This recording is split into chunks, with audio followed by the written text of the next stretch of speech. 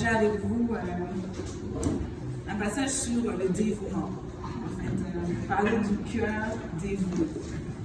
Et je me suis dit, en fait, un cœur qui est dévoué ne peut pas l'être s'il n'est pas réellement soumis, s'il n'est pas au service de quelqu'un. Et je me rends compte que dans la société dans laquelle on est, il y a beaucoup de rejet de l'autorité, en fait. De l'autorité, que ce soit dans nos familles, que ce soit dans l'enseignement, l'éducation, dans plein de sphères, en fait, de nos vies. Et ce rejet de l'autorité, en fait, c'est quelque chose qui est là parce qu'en fait, c'est un peu justifié, parce qu'il y a beaucoup d'abus de personnes qui étaient en position d'autorité. Donc, ça a été vraiment rejeté. Mais aujourd'hui, on assiste aussi à des personnes, on voit des gens qui sont en autorité, qui, elles, en fait, n'arrivent plus à prendre leur place dans leur autorité. Parce qu'il y a des gens, justement, qui ne vont pas reconnaître cette autorité-là, ou alors parce que, tout simplement, elles ne se sentent pas assez à l'aise pour prendre leur autorité. Par exemple, quand on était en Europe, on entendait beaucoup d'exemples d'enseignants qui vivaient beaucoup de violence ou qui étaient beaucoup maltraités par les étudiants parce que justement, ils ne reconnaissaient pas l'autorité de ces enseignants-là. Et je me suis dit, en fait, c'est important de parler d'autorité, de replacer l'autorité comme Dieu la voit, non pas comme nous, en fait, on peut voir l'autorité, comment ça peut être déformé par ce qu'on a pu voir ou l'expérience qu'on a pu avoir. Et je pense que lorsqu'on n'a pas une bonne image de l'autorité, ça peut un peu, on est un peu en manque de repères, on ne sait pas où aller. Alors je pensais à quelque chose de spécial, en fait, souvent on vit l'autorité dans nos vies comme... à tous les jours, on le vit avec des traffic lights, des lumières, des feux de signalisation. Parce qu'en fait, ils jouent un rôle d'autorité pour nous. Lorsque l'on est dans notre voiture, ou même quand on est piéton, on voit quand c'est rouge, on ne peut pas passer, quand c'est vert, on passe, quand c'est orange, les plus sages sont comme « non, je ne veux pas me lancer parce qu'en fait, je ne peux pas y aller ».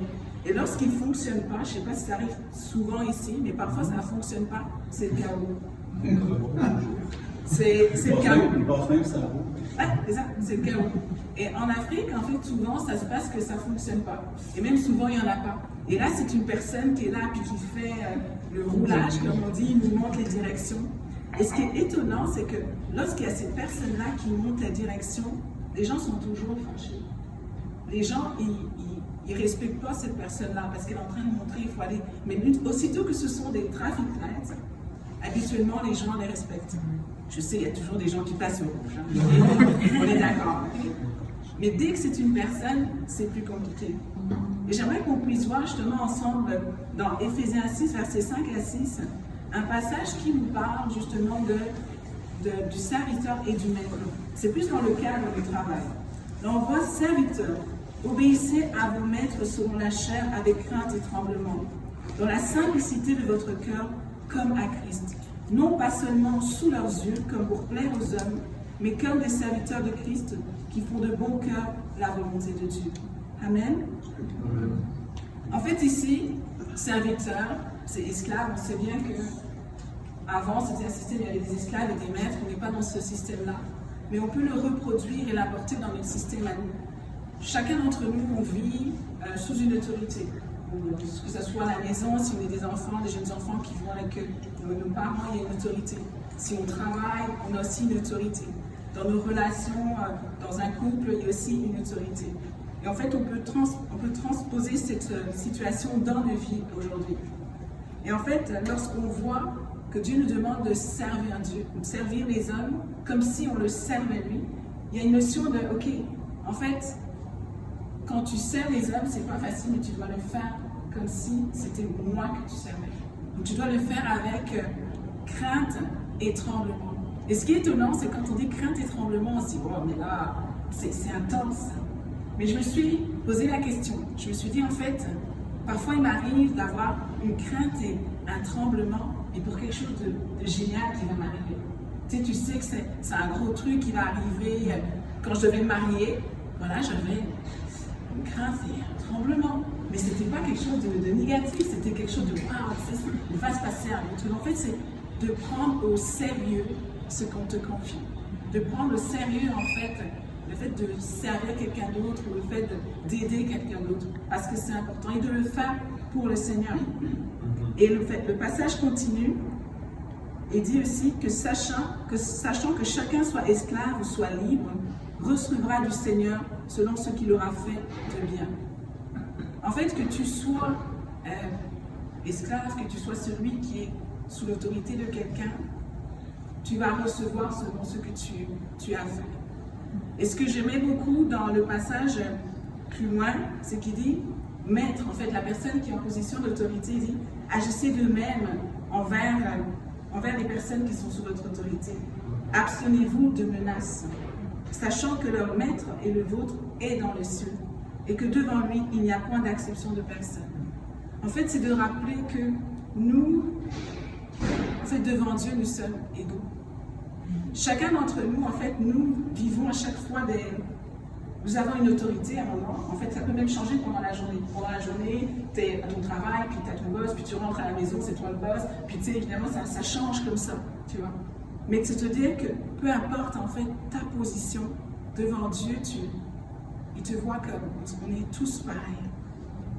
Et je sentais vraiment te dire qu'il y a des gens peut-être qui disent, ok, mais l'obéissance pour moi, c'est difficile, j'ai l'impression que je suis en dessous, que je vaux rien.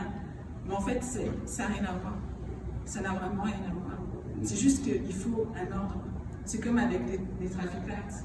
Il faut que ça fonctionne, il faut que ça roule. Alors on met quelque chose pour que ça tourne, pour que tu t'en ailles dans la bonne direction, pour que tu n'aies pas un accident, pour que tu ne trébuches pas, pour que tu ne te blesses pas, pour que... En fait, ça ne veut pas dire qu'il y a quelqu'un qui est... La seule personne qui est au-dessus de toi, in fine, c'est Dieu. Mais il nous voit avec le même cœur. Il nous voit avec le même cœur. Et je vais vraiment terminer par dire que on ne peut être dévoué qu'en acceptant de servir quelqu'un. Je sais que les gens vont dire, moi je sers Dieu. Mais Dieu, c'est souvent abstrait. Parce que Dieu, il va nous parler de notre service, il va nous parler de ce qu'on a fait de bien, c'est toujours par rapport à une autre personne, par rapport à quelqu'un. Qu'est-ce que tu as fait? Ça ne va jamais être, oh, mais je me suis bien servi. Non, c'est toujours par rapport aux autres. Donc, si on veut se dire, on se déclare des serviteurs de Dieu, mais c'est qu'on doit servir les autres. Et là, on parlait de position d'autorité. Je pense que le plus grand serviteur de tous les temps, c'est Jésus. Et il a servi, il nous a servi, je veux dire, c'est le roi des rois qui nous sert, nous devons apprendre à se servir. Peu importe la position qu'on peut avoir dans la société, peu importe la position qu'on peut avoir dans notre travail, dans notre famille, apprendre aux parents à servir les enfants, apprendre aux enfants à servir les parents, apprendre à servir son collègue, apprendre à servir la personne qui travaille pour nous. Et c'est là qu'on va vraiment manifester ce cœur qui est dévoué. Et je pense qu'il y a une récompense pour nous aussi là-dedans. C'est vraiment avec ça que je voulais vous encourager. Et je voudrais vraiment qu'on puisse prendre un temps, juste, tu vas me dire un petit peu sur la fond de musique, et je voudrais qu'on puisse réfléchir à ce concept d'autorité, de service. On se dise, ok, est-ce que je sers vraiment de tout mon cœur? Là où Dieu m'a placé, est-ce que je sers de tout mon cœur? Parce que c'est intéressant, il disait, pas servir pour plaire aux hommes, ça veut dire que c'est pas l'apparence. Tu peux être agité, tu peux faire des choses, on peut te voir partout. Ah, cette femme est extraordinaire, mais ton cœur. Où est ton cœur? Et c'est vraiment ça. Alors je comprends une petite minute là-dedans qu'on pense à ça, notre introspection. Est-ce que je fais pour les bonnes raisons? Seigneur Dieu, permets-moi